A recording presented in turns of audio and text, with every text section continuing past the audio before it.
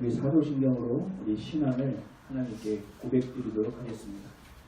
전능하사 천지를 만드신 하나님 아버지를 내가 믿사오며 그 외아들 우리 주 예수 그리스도를 믿사오니 이는 성령으로 잉태하사 동정녀 마리아에게 나시고 본디오 빌라도에게 고난을 받으사 십자가에 못 박혀 죽으시고 장사한 지 사흘 만에 죽은 자 가운데서 다시 살아나시며 하늘에 오르사 전능하신 하나님 우편에 앉아 계시다가 저리로서 산자와 죽은 자를 심판하러 오시리라. 성령을 믿사오며 거룩한 공예와 성도와 서로 교통하는 것과 죄를 사하여 주시는 것과 몸이 다시 사는 것과 영원히 사는 것을 믿사옵나이다. 아멘. 이 찬송가 563장 찬양합니다.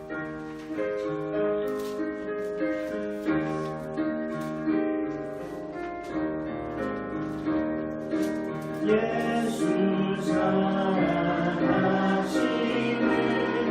성령에서 배웠네. 우리는 양파라 예수 권세 많도다. 날 사랑하신 날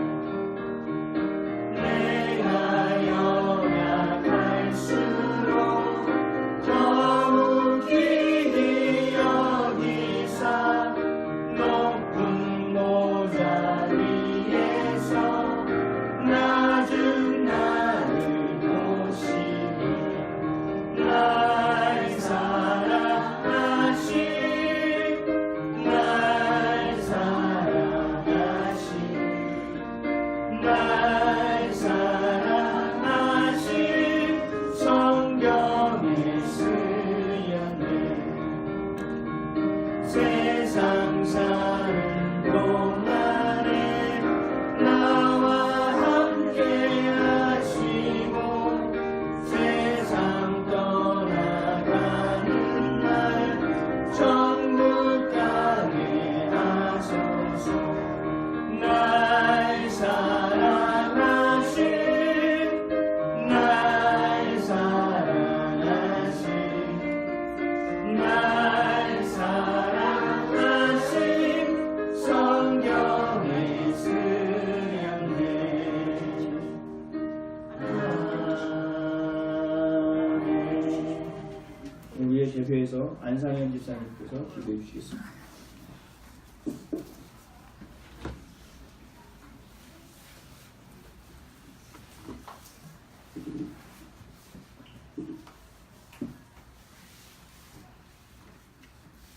우리를 사랑하시는 주님, 지난 한 주일 동안 세상에 살다 주님 만나러 나옵니다.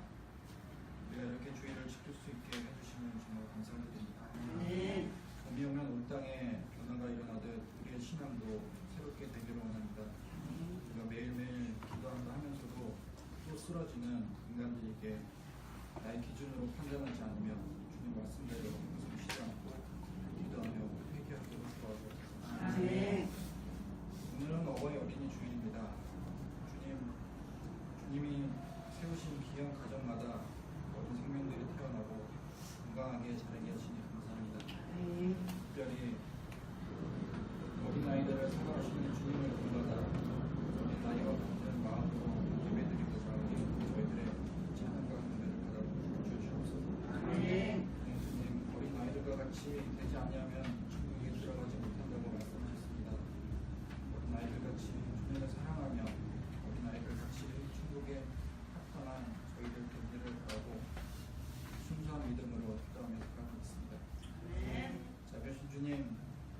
우리 아이비 교회에 속한 어린 양들이 신앙의 환경에서 잘 자라게 하시고 믿음으로 성장하여 교회와 나라에 귀하게 쓰임받는 제목들이 될 수 있도록 주님의 손으로 능력하여 주옵소서. 그런데 부모를 공경하라 하셨습니다. 오신 양면으로 교회를 섬기시는 어른들을 겸손으로 공경하고 자본가가 서로 존중하며 자녀된 교회로서 다하는 하나님이 기뻐하시는 교회 성도들이 되게 하옵소서. 오신 아버지 하나님, 김포 땅에 아이비 교회를 세우시고 주의 종으로 이종도 목사님은 우리에게 인도해 주시면 감사드립니다. 성령님께서 목사님과 함께 하시어 무슨 생각을 하던 성령님의 생각대로, 무슨 말을 하던 성령의 언어로, 어디를 가던 성령님이 함께 하시어 모든 가정에 성령님이 책임져 주시고 목사님 가정과 가족의 믿음과 사랑으로 하나 되어서 주님의 사명을 감당하여 꿈을 이루는 주님의 교회와 가정으로 세워주옵소서. 사랑간의 하나님, 우리 나라의 평화와 안전을 지켜주옵소서. 나라를 운영하는 위정자들이 하나님을 무서워하고 국민들을 위하는 자들이 되게 하시고 경제와 외교 또한 위기에서 극복할 수 있도록 자유와 민주적으로 발전하는 나라가 되게 하시고 복음으로 통일되고 주님의 말씀으로 통일되는 나라가 되게 하옵소서. 아이들에게 모든 성도를 기억해 주시고 오늘 사정으로 인하여 예배 참석하지 못한 성도들이 어디에 있든지 주님이 기억하며 함께하여 주옵소서. 말씀 선포하실 이정도 목사님께 능력과 성령이 충만케 하옵소서. 말씀을 선포하실 때 주님의 영광을 드러나며 은혜의 말씀 되게 하시고 주님께서 주시는 말씀을 귀하게 전달받아 또 우리가 세상에 나가서 시험 당하거나 힘들거나 어려운 일이 있더라도 주님 주신 말씀으로 거뜬히 이겨내는 성도들이 되게 하옵소서. 드린 예배가 우리 주님만은 기뻐하는 예배가 되게 하옵소서. 감사드립니다. 예수님 이름으로 기도드립니다.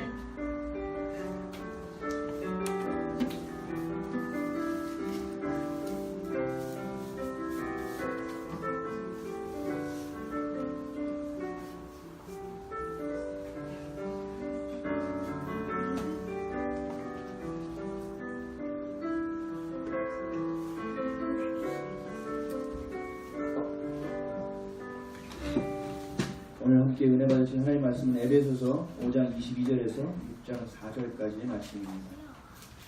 신약 성경 315면에 있습니다. 신약 성경 315면에 있습니다. 에베소서 5장 22절에서 6장 4절까지.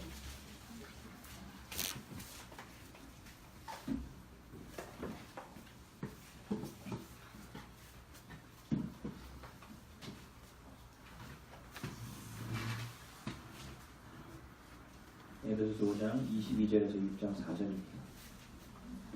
좀 길지만 교독하도록 하겠습니다. 제가 먼저 읽겠습니다. 아내들이여 자기 남편에게 복종하기를 주께 하듯 하라.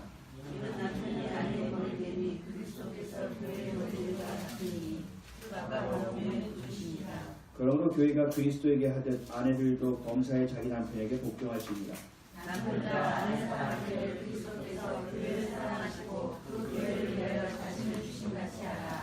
이는 곧 물로 씻어 말씀으로 깨끗하게 하사 거룩하게 하시고 자기 앞에 영광스러운 교회로 세우사 흔한 남편과 것이나 환경을 없이 거룩하게 흥미없게 하려 하시리라.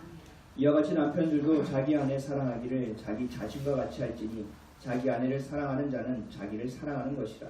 누구든지 언제나 자기 육체를 미워하지 않고 오직 양육하여 보호하기를 그리스도께서 교회에게 함과 같이 하나니 우리는 그 몸의 지체이니라. 그러므로 사람이 부모를 떠나 그의 아내와 합하여 그 둘이 한 육체가 될지니 이 비밀이 크도다. 나는 그리스도와 교회에 대하여 말하노라. 그러나 너희도 각각 자기의 아내를 사랑하기를 자신같이 하고 아내도 자기 남편을 존경하라. 자녀들아 주 안에서 너희 부모에게 순종하라. 이것이 옳으니라. 내 아버지와 어머니를 공경하라. 이것이 약속이 있는 천명이니 이로써 내가 잘되고 땅에서 장수하리라. 또 아비들아 너희 자녀를 노엽게 하지 말고 오직 주의 교훈과 훈계로 양육하라. 아멘. 다시 기도하겠습니다. 사랑하는 풍성하신 하나님 감사합니다. 오늘도 주님을 향합니다. 아버지 온전한 가정과 교회에 대한 정의를 하나님의 진리의 말씀으로 온전히 기준 잡게 하여 주옵시고 그 안에서 온전하게 살아갈 수 있는 힘과 은혜와 용기가 있게 하여 주시고 또한 회복이 있게 하여 주옵소서. 감사드리며 예수님의 이름으로 기도합니다. 아멘. 할렐루야. 아멘. 할렐루야. 아멘. 앞에 인사하겠습니다. 예수님의 이름 환영하고 축복합니다. 다시 한번 인사하겠습니다. 예수님의 이름을 사랑하고 축복합니다. 예수님의 이름으로 사랑하고 축복합니다. 이거 언제 해도 어색하지. 매주 하는데도. 오늘은 가정 그리고 교회라는 제목으로 함께 하나님의 말씀을 나누도록 하겠습니다. 오늘은 어린이 주일 또 어버이 주일로 함께 드리는 예배입니다. 교회에서 가정에 대한 설교를 하기가 굉장히 어렵습니다. 왜냐하면 가정의 모습들이 굉장히 많이 변했기 때문에 그렇습니다. 그래도 우리가 알아야 될 것은 알아야 되고 또 기준을 가지고 가야 될 것은 가지고 가야 합니다. 그래서 오늘은 가정이라는 것을 통하여 하나님이 교회에 어떤 모습을 주시는지 교회를 어떻게 하나님이 생각하시고 또 가정을 이끌기를 원하시는지에 대한 내용을 좀 함께 알아보기를 원합니다. 저는 늘 제 꿈은 행복한 가정을 이루는 게 제 꿈이었어요. 다른 친구들이 너는 꿈이 뭐야? 그러면 나는 박사가 될 거야. 저 시대 때는 대통령 된다는 친구들도 있었어요. 요즘은 다 싫어하겠지만 요즘은 그때는 연예인이 없었고요. 그때는 의사, 선생님 이런 게 최고였습니다. 저에게 물어봅니다. 너는 꿈이 뭐야? 나는 행복한 가정을 이루는 거야. 늘 그랬습니다. 왜냐하면 우리 가정은 행복하지 않은 것을 제가 여겨졌기 때문에 그래요. 날마다 집에 가면 뭔가 평안했으면 좋겠는데 집에 들어오는 순간부터 불안합니다. 어디서 목소리가 딱 들리기 시작하면 그때부터 땀이 나요. 조금만 조용히 했으면 좋겠다. 집이 조금만 평안했으면 좋겠다. 그렇게 기도한 적도 있어요. 하나님 많은 걸 바라지 않아요. 오늘만 좀 조용히 지나가게 해주세요. 이렇게 기도했던 적이 있었습니다. 근데 나중에 크다 보니까 저는 옆집은 참 평안한 집이었고 저 집은 참 행복한 집인 줄 알았더니 그게 아니더라고요. 제가 재단에서 오랜 시간 근무하면서 수많은 가정을 찾아가는데 그 수많은 가정을 보면서 제가 느낀 것은 내가 어렸을 때 살았던 우리 가정은 정말 노말했구나. 정말 보통 수준이었구나라는 생각을 하게 됐습니다. 내 모습도 마찬가지입니다. 아까 제가 찬양할 때 잠깐 간증을 했던 것처럼 저는 하고 싶은 것도 없었어요. 그리고 잘하는 것도 없었어요. 그리고 누군가 뭘 밀어주고 도와줄 수 있는 사람도 아무도 없었어요. 그래서 그냥 될 대로 되라는 식으로 악으로 깡으로만 살았던 사람인데 나중에 보니 하나님이 나를 얼마나 사랑하신다는 것을 깨닫게 됐어요. 그리고 수많은 사람들이 다 잘 사는 것처럼 보여졌는데 그들의 인생에 제가 들어가서 보니까 잘 사는 사람은 한 명도 없더라는 것입니다. 제 기준으로 봤을 때 제가 생각했던 꿈꿔왔던 것이 이상이었구나. 여러분들의 가정이 행복한 가정도 있고 그렇지 않다고 본인이 생각하는 가정도 있을 것입니다. 분명한 것은 순기능적 가정은 한 가정도 없다는 사실이에요. 모든 가정이 다 100% 엮이는 가정이라는 사실을 아셔야 됩니다. 누구는 좀 괜찮아 보이지만 어떤 문제에 있어서 아픈 부분이 있어요. 어떤 사람은 굉장히 탁월한 부분이 있어 보이지만 어떤 부분은 우리가 보이지 않는 그 자신만의 보는 부분에 있어서 너무나 형편없는 부분이 있다는 거예요. 가정은 늘 그렇게 어려움이 있습니다. 우리 교회도 마찬가지죠. 다 잘 되는 교회처럼 보이지만 그 교회에 들어가 보면 늘 문제가 하나씩은 있어요. 우리는 그렇게 연약한 존재이고 그렇게 나약한 존재이고 부족한 존재라는 것입니다. 그럼 하나님이 이 가정을 왜 세웠을까? 이렇게 맨날 들어가서 치고받고 맨날 들어가서 힘들고 어렵고 맨날 뭔가 부족하고 불안한 이 가정을 하나님은 왜 세우셨을까? 그리고 그 가정을 통해서 하나님이 원하시는 것은 무엇일까? 우리가 피하기만 해서 되는 것이 아니라 반드시 고민해야 될 부분입니다. 우리 자녀들은 우리의 모습을 보고 배웁니다. 우리 부모가 어떻게 살았는지의 모습을 보고 그렇게 따라걷는 거예요. 제가 예전에 나는 절대 결혼하지 않으리라는 마음을 먹었어요. 왜요? 너무 힘들어 보이니까. 저렇게 못하러 살지 그냥 나 혼자 기쁘게 살면 되지. 그런 생각도 했었어요. 부모님의 말씀에 순종하지 않고 내 멋대로 살던 이 젊은 시절. 근데 이제는 제가 부모가 되어 그 자녀를 키우고 있습니다.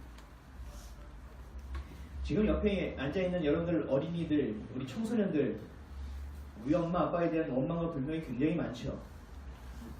근데 여러분들 정말 얼마 지나지 않아 여러분들도 우리의 부모의 모습으로 뒤바뀝니다. 여러분들이 먹은 나이만큼만 지나면, 아니면 그보다 훨씬 적은 시간이 지났을 때 여러분들은 여러분들이 보고 있는 엄마와 아빠의 모습으로 바뀌어가게 됩니다. 젊음이라는 것을 평생 유지할 수 있는 것도 아니고 생명이라는 것이 늘 유한한 것이기 때문에 그렇습니다.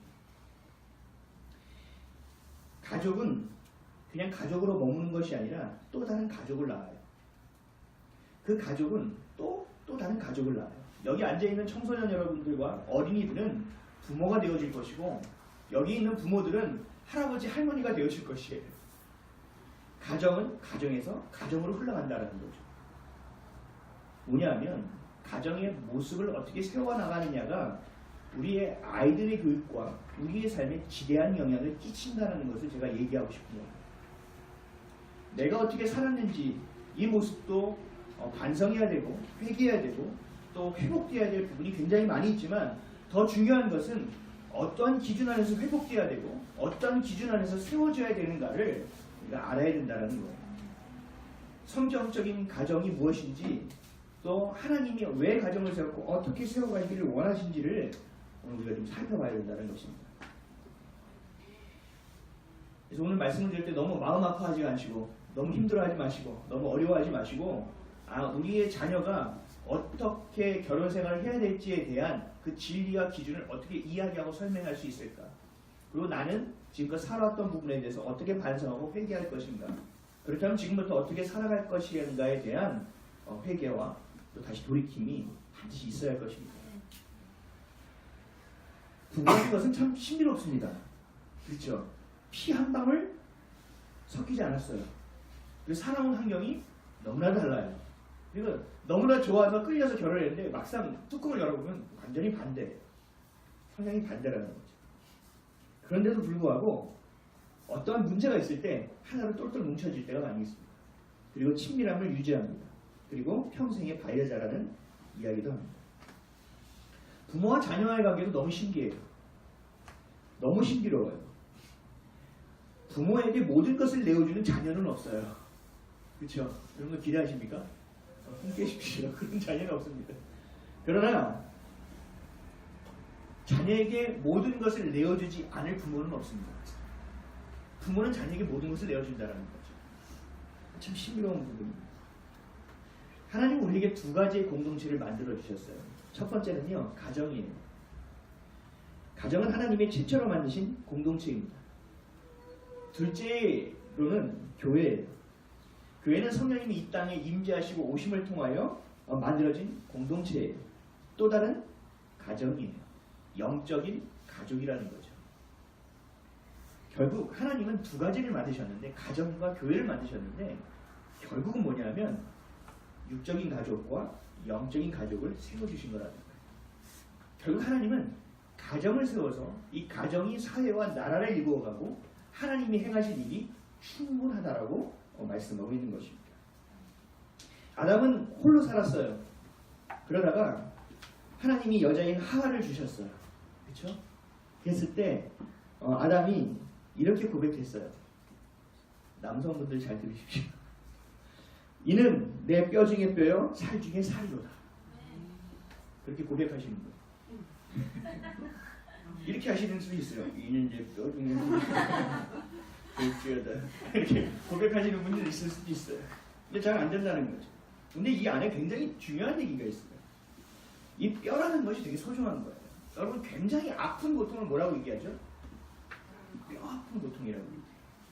이 뼈 중에 뼈라는 거는요, 내 안에서 펼쳐질, 그 안에서 펼쳐질 어떠한 고통과 아픔도 함께 나눌 수 있는 사람이라는 거예요.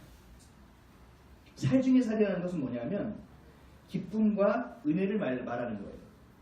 이 사람과 기쁨과 은혜를 충만하게 함께 나눌 수 있는 사람이라는 거예요. 뭐냐면 서로 모든 것을 나누되 기쁨과 즐거움뿐만 아니라 두려움과 아픔과 험난한 것까지도 고통까지도 함께 나눌 수 있는 사람이다라고 아담이 하와를 보면서 고백한 거예요. 우리 남성분들 그게 되십니까? 좀 믿습니다. 다들 어디를 쳐다보시는 저도 이렇게 봐야 됩니다. 남편은 가정의 행복을 위해서 아내를 무조건 사랑하고 섬겨요. 아멘. 근데 어떤 사람으로 아내를 섬길 수 있을까? 저도 잘 안 돼요. 근데 최근에 제가 깨달은 게 하나 있어요. 남편이 아내를 섬기기 위해서는요, 하나님이 사랑하라고 그랬는데, 아껴주라고 했는데, 모든 걸 다 내어주라고 했는데, 이게 잘 안 되거든요. 때로는 보기 싫을 때도 있어요. 물론 상대방은 더 그랬겠지만, 보기 싫을 때도 있어요. 저 얘기 좀 안 했으면 좋겠어. 그냥 혼자 있고 싶어. 막 이런 생각을 하고 싶을 때도 있죠. 근데 이 아내를 어떻게 사랑할 수 있냐면, 하나님의 사랑을 받아야만 아내를 사랑할 수 있어요. 남편은요, 하나님 앞에 온전히 서 있어야 돼요. 그 가정의 뿌리가 돼요. 영적인 뿌리와 기둥이 되어야 돼요. 그래서 아내를 사랑해야 돼요. 우리 남편이 자녀를 막 사랑하려고 하잖아요. 아니요, 틀렸어요. 남편은요, 아내를 사랑해야 돼요. 그러면 아내가 자녀를 사랑하게 돼요. 근데 남편이 아내를 사랑하지 않죠? 그러면 아내가 자녀를 사랑하기 어려워요. 사랑은요, 흘러내리는 거예요. 이게 이치예요. 남성들 잘 생각하셔야 돼요. 주님 앞에 몸부림치세요. 아내 앞에서 몸부림치지 마시고 주님 앞에 가서 몸부림치세요. 하나님 사랑을 주세요. 저 사람이 뭘 얘기해도 허허허허 하고 알아줄 수 있는 사랑을 하나님 내게 부어주세요. 어떻게든 저 사람이 뭐라고 하든 간에 그냥 내가 녹일 수 있는 마음을 주세요라고 우리 남성분들은 기도해야 돼요. 근데 하나님을 알지 못하는 남편은 그 아내를 사랑할 수 있을까요? 어려운 거예요. 하나님을 알지 못하는 남편은 그 안에 영적인 기둥으로서 서 있기가 어려운 거예요. 하나님을 알지 못하는 남편은 아내를 무조건 사랑하고 섬길 수 있는 것이 부어지기 어렵다는 거죠. 우리에게는 최소한의 가능성은 있습니다. 하나님을 향할 때 하나님 부어주신다는 거죠. 베드로서 전서 3장 7절을 보면 너무나 놀라운 이야기가 있습니다. 한번 들어보십시오. 남편들아, 이와 같이 지식을 따라 너희 아내와 동거하고 그를 더 연약한 그릇이요 또 생명의 은혜를 함께 이어받을 자로 알아 귀히 여기라. 너희 기도가 막히지 아니하게 하려 합니다. 아멘. 이게 뭐냐면 되게 무서운 말이에요. 아내를 되게 연약한 그릇이니까 사랑해야 되고 생명의 은혜를 함께 나눌 자기 때문에 네가 아껴야 된다는 거예요. 근데 그렇게 아끼지 않았을 때는 너희 기도가 막힌다는 거예요. 이게 뭐냐면요, 내 사랑하는 딸을 내가 너에게 보냈어. 너에게 시집을 보냈는데 네가 내 딸을 사랑하지 않아? 이것 봐라. 야, 기도 눈 막아. 저거 인간이 아니야. 저거 안 되겠는데? 라고 말씀하시는 내용이에요. 제가 얘기하는 게 아니고요. 성경 말씀은 그렇게 되어 있어요. 아내를 함부로 은혜나 귀히 여기지 않으면 안 된다는 거예요. 하나님 이제 너와 그렇게 안 하면 대화하지 않겠다고 우리에게 단절을 선언하신 거예요. 하나님의 사랑을 받는 것은 옵션이 아니라는 거예요. 하나님의 사랑을 받는 것은 절대적인 것이라는 거예요. 남편으로서, 가장으로서 반드시 받아야 될 첫 번째 축복이 뭐냐? 하나님의 사랑이라는 거예요. 이게 없으면 가정은 흔들려요. 이게 없으면 가정이 온전하게 하나님의 나라가 세워지기가 어렵다는 것입니다. 하나님을 알지 못하는 사람이 가정을 온전히 꾸린다는 것은 어려운 일이라는 거죠. 에베소서 5장 17절에서 18절에 이렇게 말씀하고 있습니다. 그러므로 어리석은 자가 되지 말고 오직 주의 뜻이 무엇인가 이해하라. 술 취하지 말라. 이는 방탕한 것이니 오직 성령의 충만을 받으라. 세상의 것이 아닌 하나님의 영을 통하여 성령이 우리 가운데 오셔서 말씀하시고 사랑을 흘려 보내주셔야만 우리가 이런 가정을 꾸려가는 것이 가능하다라는 얘기예요. 그래서 말씀하시는 거예요. 어리석은 자가 되지 말고 너에게 가정을 준 이유가 무엇인지를 곰곰이 생각하라는 거예요. 그리고 술 취하지 말라는 거예요. 에이 진짜 이놈의 해피엔드 때문에 나 아내는 아우 이 남편 보지 말아야 돼. 한잔하고 늦게 들어가요. 이런 것을 보고 방탕한 거예요. 그러니까 너가 어떻게 하냐? 성령 충만을 입으라는 거예요. 하나님께 내어 맡기고 그 사랑을 받지 않으면 서로 간에 엇나가는 것이 더 커진다는 거죠. 부부란 하나님 안에서 사람이 부모를 떠나 합하여 한 육체를 이루는 것이라고 나와 있습니다. 지금껏 함께하던 그 부모의 품을 떠나서 함께했던 형제의 품을 떠나고 자매의 품을 떠나서 새로운 가정을 만들어내는 것이 바로 부부라는 것입니다. 이 부부는요, 하나님을 향한 믿음이 하나가 되는 거예요. 서로 간에 믿음 생활하고 신앙 생활하는 것도 이게 서로 간에 높낮이가 다를 수 있어요. 근데 그것이 하나가 되어진다는 거예요. 믿음으로 하나가 되어지는데 하나님 안에서만 가능하다는 거죠. 또 마음이 하나가 되어지는 거예요. 나는 이 마음을 품어요. 난 돈이 중요해. 나는 뭐가 중요해? 이 서로 간에 각자 있는 마음이 그리스도의 마음이 우리 가운데 전해짐을 통하여 그리스도의 마음으로 하나가 되어지는 거예요. 이게 부부예요. 그리고 육체 또한 하나가 되는 거예요. 쉽지 않아요. 그렇기 때문에 하나님이 특별히 우리에게 의무라고 해서 주시는 거예요.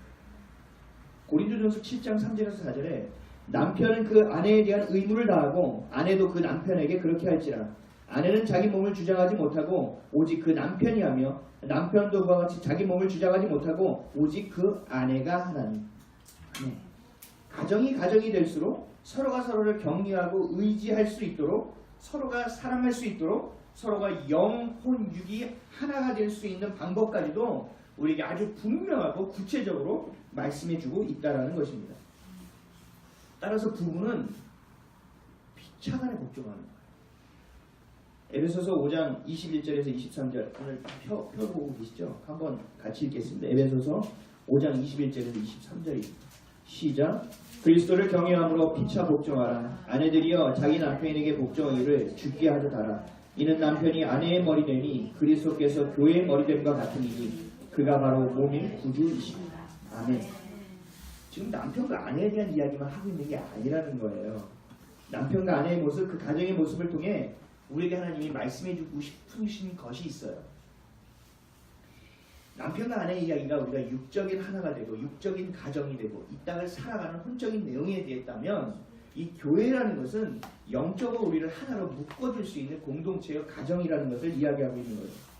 남편과 아내의 이야기가 결국 예수님과 교회와의 관계로 이야기되어지는 것입니다.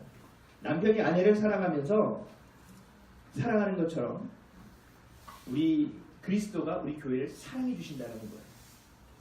그렇죠? 부부관계를 통해서 지금 교회와 그리스도의 관계를 이야기하고 있다는 거예요. 다시 한번 그럼 본문 한번 살펴보면 좀 더 이해가 쉽습니다. 22절에서 25절이요. 시작. 아내들이여 자기 남편에게 복종하기를 주께 하더라. 이는 남편이 아내의 머리됨이 그리스도께서 교회의 머리됨과 같으니 그가 바로 몸의 구주시니라. 그러므로 교회가 그리스도에게 하듯 아내들도 범사에 자기 남편에게 복종할지니 남편들아 아내 사랑하기를 그리스도께서 교회를 사랑하시고 그 교회를 위하여 자신을 주신같이. 아멘. 아내가 남편에게 순종하듯 교회는 그리스도에게 순종해야 한다. 남편이 아내를 사랑하듯 그리스도는 교회를 사랑한다라는 거예요. 제가 많은 남성분들을 만나보면 우리 아내가 복종을 안 한대요. 그래서 내가 사랑해 줄 수가 없대요. 순서를 잘 보셔야 돼요. 순서는요, 우리가 하나님의 사랑을 남편이 먼저 받는 게 순서예요. 그리고 남편이 아내를 사랑할 때 아내가 남편을 복종하는 거예요. 순종하는 거예요. 이것이 연결이 되지 않으면 안 돼요. 그러니까 가정이 온전히 세워지지 않는 건 남편이 먼저 회개해야 될 부분이라는 거죠. 남편이 아내를 온전히 사랑한다. 하나님이 주시는 사랑으로 사랑한다. 그 사랑으로 그를 품는다면 그 아내가 너무나 어색하겠죠. 저 남편이 오늘 뭘 먹었나? 뭐 별 생각을 다 하겠죠. 나에게 돈을 원하나? 내 통장을 잘 감췄나? 이런 생각을 하라는 것이 아니라 하나님이 주신 사랑을 여러분들 받아야 될 의무가 있고 여성들은 남편이 주는 사랑을 받아야만 사랑할 수 있다는 거예요. 그럴 때 남편을 보게 되는 거예요. 그 아내가 남편을 보듯이 우리 교회됨이 그리스도를 바라보는 것과 똑같다라는 거예요. 그러니까 온전한 교회 생활, 우리 온전한 가정 생활이 우리의 모든 것의 구원에 대한 핵심 키워드라는 거예요. 이걸 놓쳐서는 안 된다는 거예요. 믿지 않는 남편을 위해서 밤낮 부르짖어야죠. 믿지 않는 남편이 하나님께 온전히 돌아오도록 기도해야죠. 왜요? 이것을 통해서 우리 가정이 온전히 회복될 수 있는 길이 열리기 때문에 그래요. 남편은 아내를 더 사랑해줘야죠. 그래야 자녀에게 그 사랑의 꼴이 내려간다는 거예요. 그 가정이 온전하게 평안할 수 있다는 거예요. 교회도 마찬가지예요. 교회가 그리스도를 사랑해야 되는 거예요. 교회가 그리스도 안에서 하나의 마음을 품어야 되는 거예요. 모든 성도가 한 지체가 되어 하나님을, 그리스도를 사랑해야 되는 거예요. 이 교회를 아껴서 맨날 와서 뭐 닦고 뭐 하고 이러는 뜻이 아니고, 물론 그것도 중요합니다. 그게 굉장히 중요한 일이에요. 근데 우리가 마음을 다하여, 뜻을 다하여, 힘을 다하여 주를 사랑하라는 거예요. 그것은 우리가 사람을 경험하지 않고는 불가능해요. 하나님의 사랑을 경험해 보셨습니까? 물부터 부어주시는 사랑을 경험해 보셨습니까? 저는 제 존재 하나만으로 하나님이 기뻐하신다는 사실을 제 마음으로 믿어지는 순간 감동을 넘어 감격되더라고요. 나 같은 존재요? 나 같은 인간이요? 저를요? 몇 번을 물어봤는지 몰라요.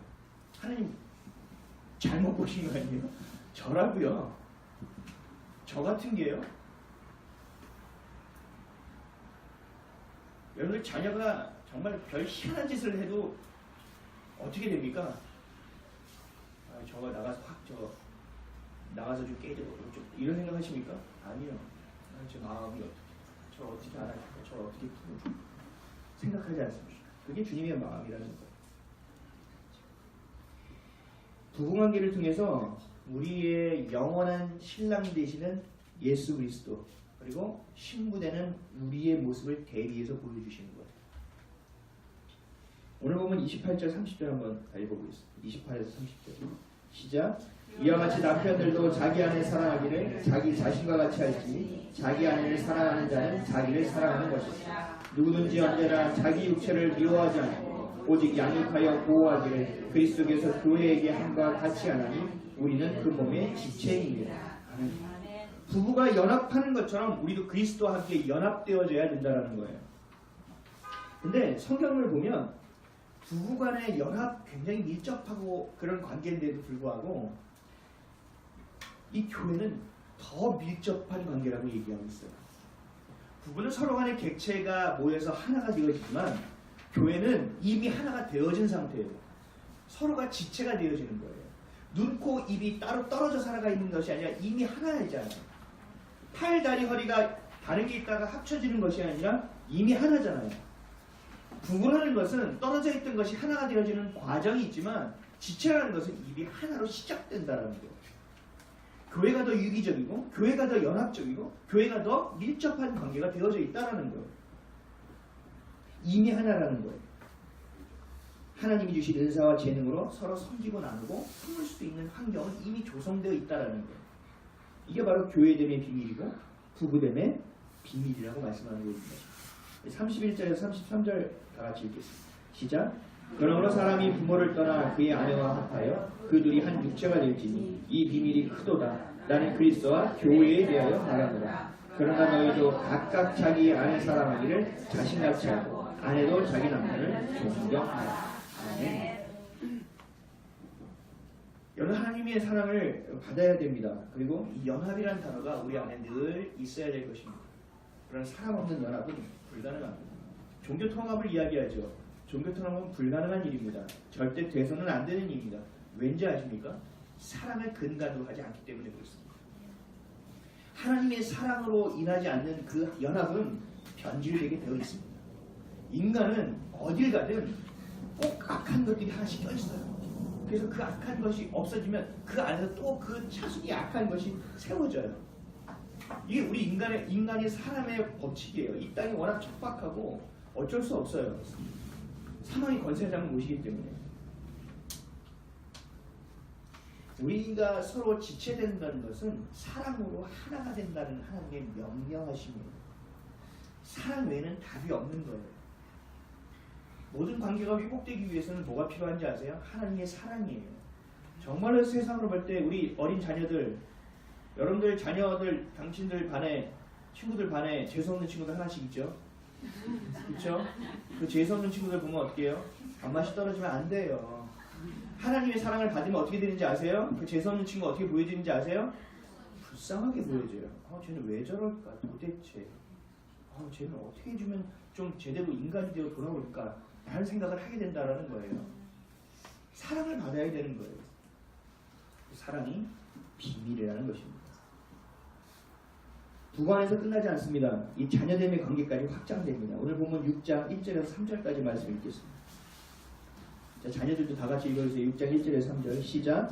자녀들아 주 안에서 너희 부모에게 순종하라. 이것이 옳으니라. 내 아버지와 어머니를 공경하라. 이것은 약속이 있는 첫 계명이니 이로써 내가 잘되고 땅에서 장수하리라. 아멘. 자녀들이 뭐라고 말씀하냐면 부모에게 순종하라는 거예요. 이 또한 교회의 모습과 같은 모습을 봐야 돼요. 지체를 우리에게 말씀하고 있는 거예요. 그리스도에게 순종하라는 거예요. 여러분들이 그리스도에게 순종하지 않으면서 자녀에게 야 부모한테 순종해, 이건 말이 안 된다는 거예요. 하나님의 사랑을 받지 아니하고는 아내를 사랑할 수 없고 아내가 자녀를 사랑할 수 없는 것처럼 우리가 하나님께 그리스도에게 순종하지 않고 나서는 우리 자녀에게 순종을 요구할 수 없다는 거예요. 그것은 흐름입니다. 거꾸로 얘기하면 여러분들이 그리스도의 말씀 안에서 순종하며 살면 자녀들의 인생은 어떻게 돼요? 부모가 살아가는 그 인생의 순종의 길로 따라 걸어올 수밖에 없다는 거예요. 지금은 틱틱거리죠. 지금 뭐라고 말해도 들은 척도 안 하죠. 우리 자녀들이 어떤 내공을 가지고 있는지 아세요? 아무리 얘기해도 한 길로 다 쏟아낼 수 있는 내공을 가지고 있어요. 저도 달인이었어요. 막 얘기하시면 불경을 외우지 않고 성경을 외우지 않아도 돼요. 이쪽에서 들어와요. 이쪽으로 나가는 아주 놀라운 통로가 만들어진 내공을 쌓게 됩니다. 근데 그 아이들의 변화가 어디서 일어나는지 아세요? 부모의 기도예요. 그리스도 안에 순종하고 하나님의 사랑을 가지고 그들을 위하여 기도하는 거에서 자녀는 변하게 되어 있습니다.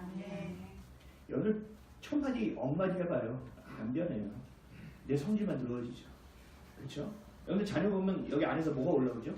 아름다움이 올라오나요? 순결함이 올라오나요? 평안해지시나요? 자녀를 볼 때마다 뭐가 꽉 막힙니다. 밥 안 먹으려고 그래요. 뭐가 체한 것 같아. 혈압이 막 올라와서 없던 고혈압이 막 생기는 거야. 저거를 좀 빨리 세상으로 나가라. 이런 마음 막 여기까지 올라오죠. 이게 왜 그런지 아세요? 왜 그런지 아세요? 여러분들이 하나님께 맡기지 않는 거예요.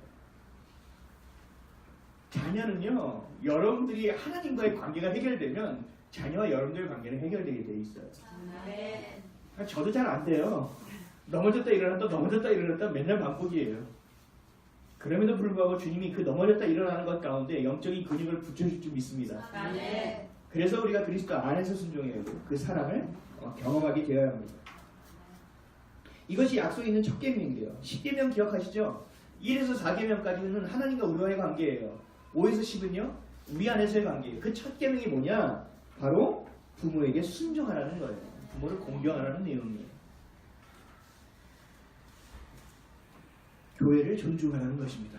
하나님 말씀에 순종하라는 것입니다. 이것이 첫 계명이라는 거예요. 4절 말씀 한번 읽겠습니다. 시작. 또 아비들아 너희 자녀를 노엽게 하지 말고 오직 주의 교훈과 훈계를 양육하라. 아멘.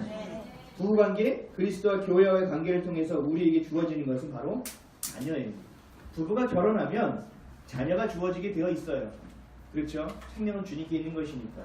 그러나 육적으로 태어나지 않아도 마음으로 나는 아이도 있어요. 그렇죠? 그 가정이라고 얘기해요. 사랑하는 부부가 있으면 자녀가 생긴다라는 거예요. 그렇죠? 교회 안에서도 마찬가지라는 거예요. 그리스도와 우리 안에 예수 그리스도가 신랑 되시고 신부 되는 우리 안에 연합됨 안에 자녀들이 생긴다는 거예요. 그게 뭐예요? 성도예요. 전도된 잉태된 자들이에요. 새로 주님께 나온 자들이에요.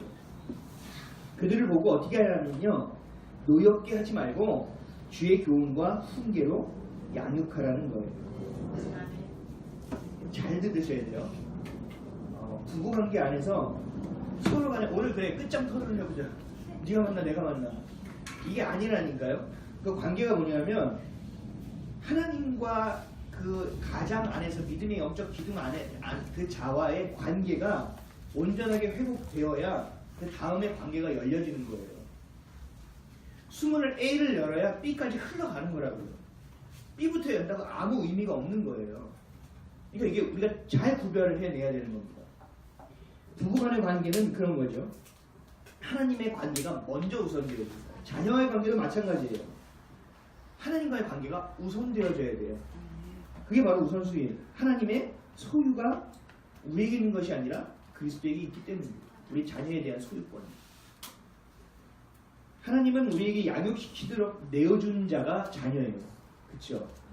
여러분들 왜 전도하세요? 전도한 사람 어떻게 해야 돼요? 전도하면서 교회에 됐으면 집에 가서 가르정자 하나, 둘, 아싸 그걸 끝나세요?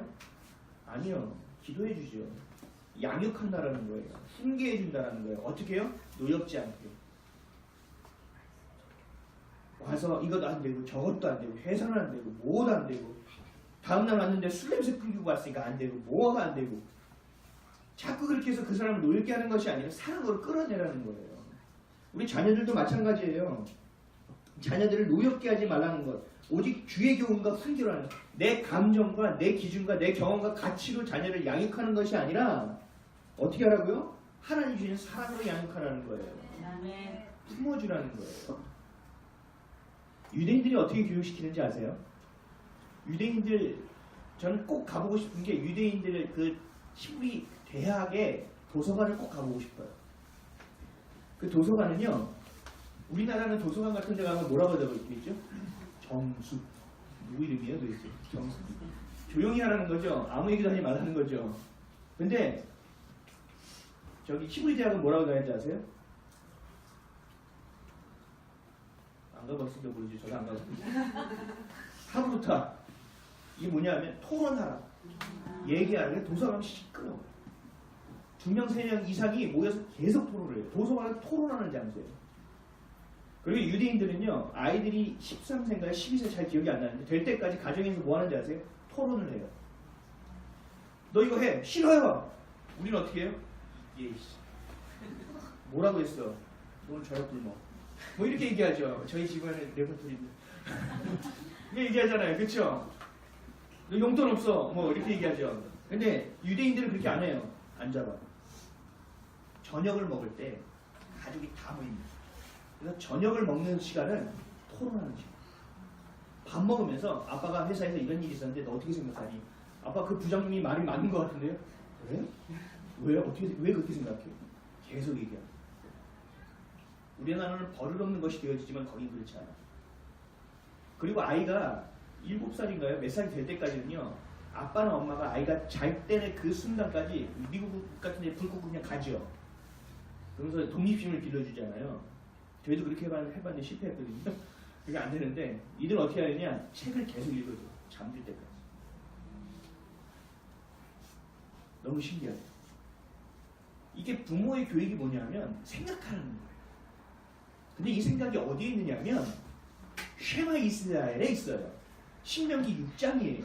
뭐냐면 너는 하나님을 경외하라는 거예요. 넌 하나님의 말씀을 들으라는 거예요. 그 말씀 앞에 순종하라는 거예요. 그리고 그 말씀을 네가 잊을 수 있으니 문에도 붙이고 모니터에도 붙이고 화장실 앞에도 붙이고 손목에도 붙이고 이마에도 붙여서 그 말씀을 놓치지 말라는 거예요. 그래서 그 말씀을 읽으라는 거예요. 유대인들이 안 될 수가 없죠. 그 반응이 조금 잘못돼서 그런지 안 될 수가 없다라는 거예요. 여러분들 자녀들을 위해서 뭘 해야 되는지를 아셔야 돼요. 저는 저희 자녀들에게 독서 습관을 길러주기 위해서 그냥 주장창 TV를 웬만하면 안 보고 앞에서 책을 놨습니다. 그때 어떻게 되는지 아세요? 너무 심한 도서 습관이 길러졌습니다. 밥을 먹을 때도 화장실 갈 때도 너무 심해졌습니다. 자제를 시킨 줄. 우리가 주님 앞에 순종하면 자녀를 순종합니다. 우리가 주님의 말씀 앞에 깨어 있으면 자녀는 반드시 깨어 있습니다. 하나님의 사랑을 받으면 자녀는 그 사랑으로 먹고 살아갑니다. 부부 관계도 마찬가지고 교회도 마찬가지고 부모와 자녀의 관계도 똑같습니다. 사랑하는 성도 여러분, 우리가 모두 부모와 자녀의 모습으로 연결되어 있지만 모두가 하나님의 자녀입니다. 하나님의 사랑 없이는 살아갈 수 없는 그 사랑으로 연결되어 있습니다. 하나님이 주신 이 신비한 가정 그리고 교회의 모습 가운데 하나님의 크신 사랑을 경험해야 합니다. 여러분들 기도할 때 문제 해결을 위해서도 기도하게 되지만 제일 중요한 기도를 놓치지 마세요. 가정이 하나님의 말씀 앞에 바로 서야 합니다. 그리고 하나님이 여러분들의 가정에 호주가 되어달라고 기도하십시오. 그 가정의 주인이 되어달라고 기도하십시오. 자녀는요 그렇게 되면 온전히 자라날 수밖에 없습니다. 여러분들이 키우지 마세요. 하나님께 맡기세요. 그리고 그 부부 서로 간이 회복될 수 있도록 기도하세요. 그리고 남성분들